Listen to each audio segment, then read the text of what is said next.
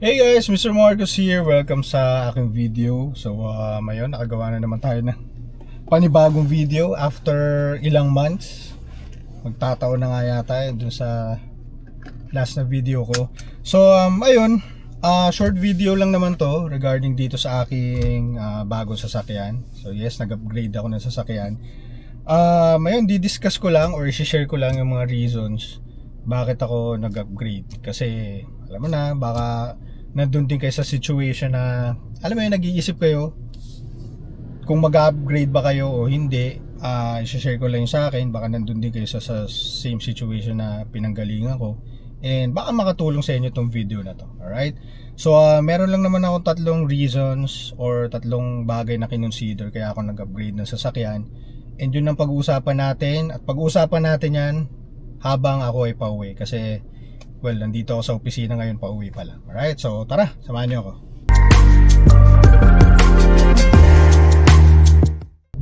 Okay, so yun na nga guys. So pag-usapan na natin yung tatlong reasons or tatlong bagay na kinonsider ko kaya ako nag-upgrade ng sasakyan.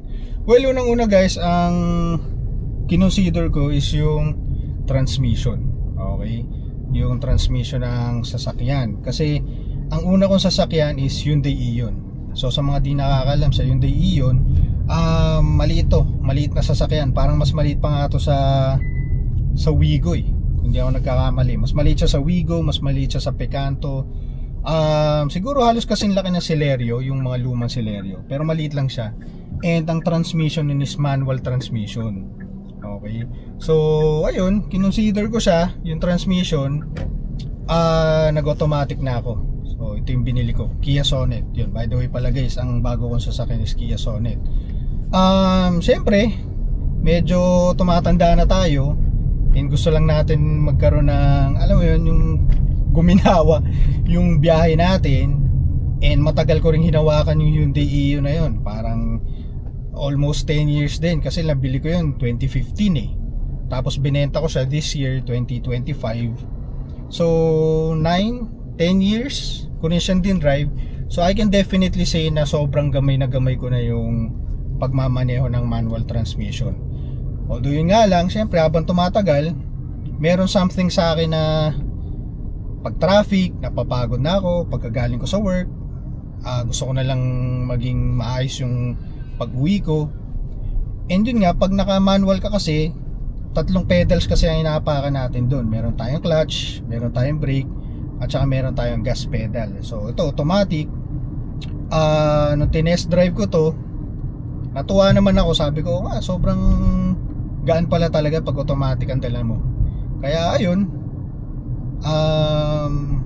ito na yung binili ko. Maliban sa mura siya, gusto ko rin yung forma niya. Pero yun nga, yung transmission, sobrang nagustuhan ko. And ito, nagda-drive na ako pa uwi, sobrang relax na relax ako. At alam mo yun, hindi talaga siya nakakainit ng ulo kahit gaano ka traffic, kasi dalawang pedals ang hapakan mo eh. Gas lang at saka yung brake. So ayos na ayos. So yun yung unang reason kaya ako nag-upgrade na sasakyan, is yung transmission. Ang pangalawang reason ko naman bakit ako nag-upgrade ng sasakyan is yung safety. Okay, yung safety ng sasakyan.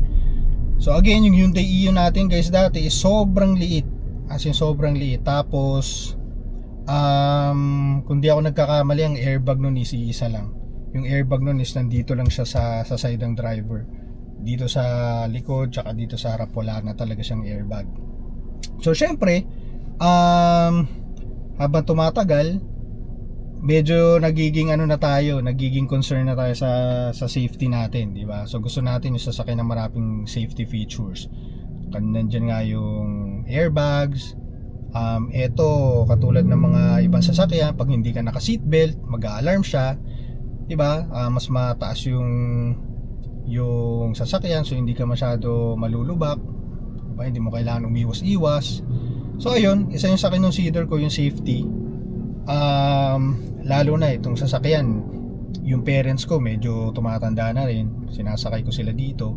Naka Hyundai Ion kasi ako, ramdam ko yung hirap nila sa pagsakay. Hirap sila sumakay, hirap sila bumaba. So at least ito ngayon, mataas-taas na, mas maluwag na yung likod, sure na sure ako na magiging komportable na sila dito. At ayun nga, syempre iba pa rin pag mas malaki yung sasakyan mo, di ba? Parang ang laki ng space if ever man na mababangga ka, which is wag naman sana. Medyo malaki-laki pa yung kaha niya para maprotektahan ka. Unlike nung maliliit na sasakyan, yun nga yung Hyundai Ion na pag nabangga ka, alam mo talaga malaki chance na maiipit ka. Depende pa rin sa severity ng accident. So ayun, yun yung pangalawang reason ba't ako nag-upgrade, yung safety natin. At ang pangatlong reason bakit ako nag-upgrade ng sasakyan, at ito na yung pinakahuli, is yung size. Siyempre gusto ko na ng medyo malaki-laking sasakyan kasi nga naman masanay na ako doon sa maliit. And ewan ko, dumating yung point na parang sikip na ako doon sa sasakyan na hindi na ako komportableng imaneho siya. Okay.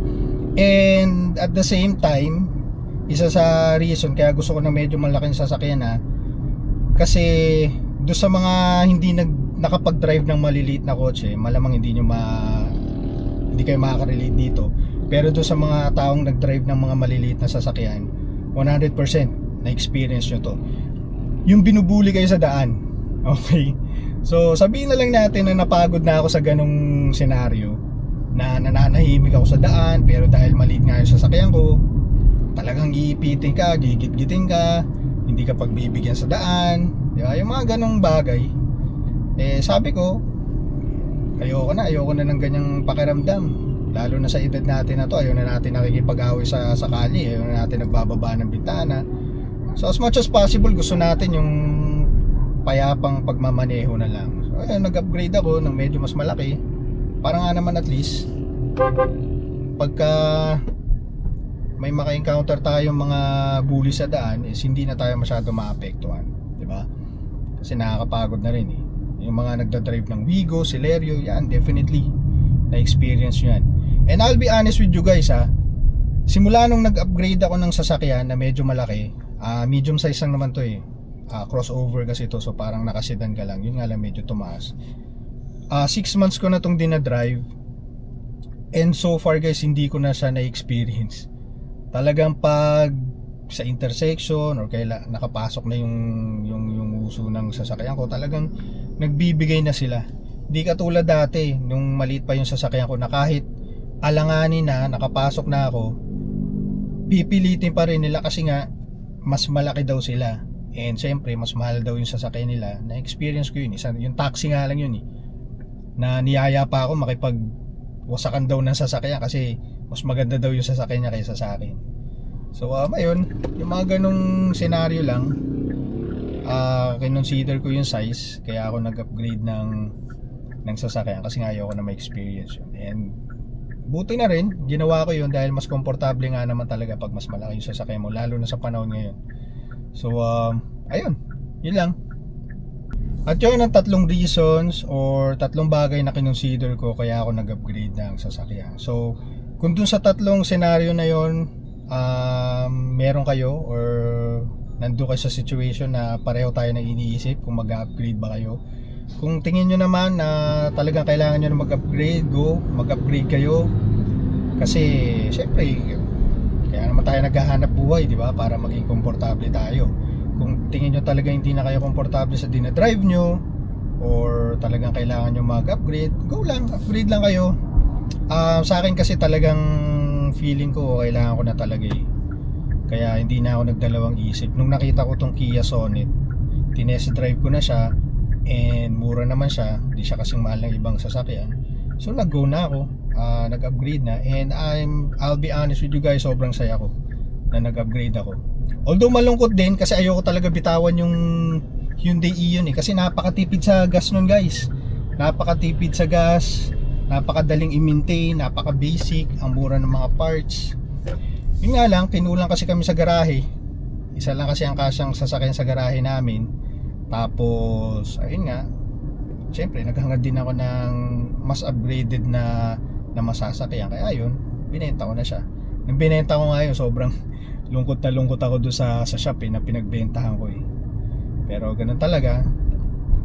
Pero swerte yung makakabili nun nung sasakyan na yun kasi alagang-alaga yun. Sinigurado ko na bago ko ibenta yun, inaayos ko lahat yun.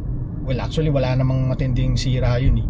Kahit sabihin mo 10 years sa akin yun, alagang-alaga yun. Halos ingat na ingat ako magmaneho dun. So ayun lang guys. So again, ang tatlong reasons bakit ako nag-upgrade is yung transmission, yung safety ng sasakyan, tapos syempre yung size. Yun lang tatlong yun. Maliban doon wala na.